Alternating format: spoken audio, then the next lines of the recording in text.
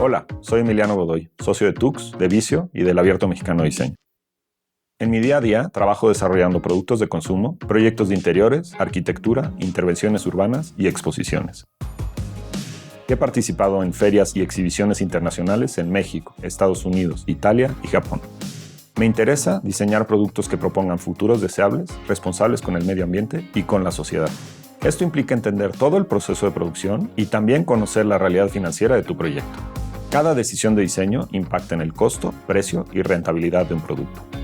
En este sentido, el diseñador actúa como un director de finanzas del proyecto, indicando cómo y para qué se usa el dinero.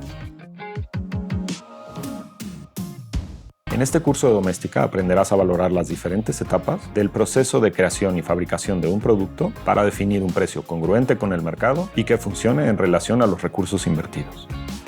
Como proyecto final desarrollarás un catálogo de precios para tus productos que podrás usar como documento de ventas.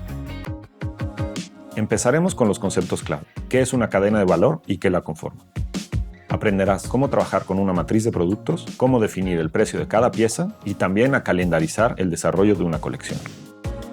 Luego pasaremos a contabilizar los gastos del proyecto. Nos adentraremos en los gastos de inversión, los gastos fijos operativos, en los costos de desarrollo y de fabricación. Finalmente, plantearemos diferentes escenarios de venta para calcular la rentabilidad de cada situación. También te explicaré cuántas ventas necesitas para que tu negocio sea rentable. Al terminar este curso, tendrás herramientas para controlar costos, fijar precios y llevar tus diseños al mercado. Este curso está dirigido a cualquier creador que busque vivir de sus proyectos y ofrecer productos económicamente viables.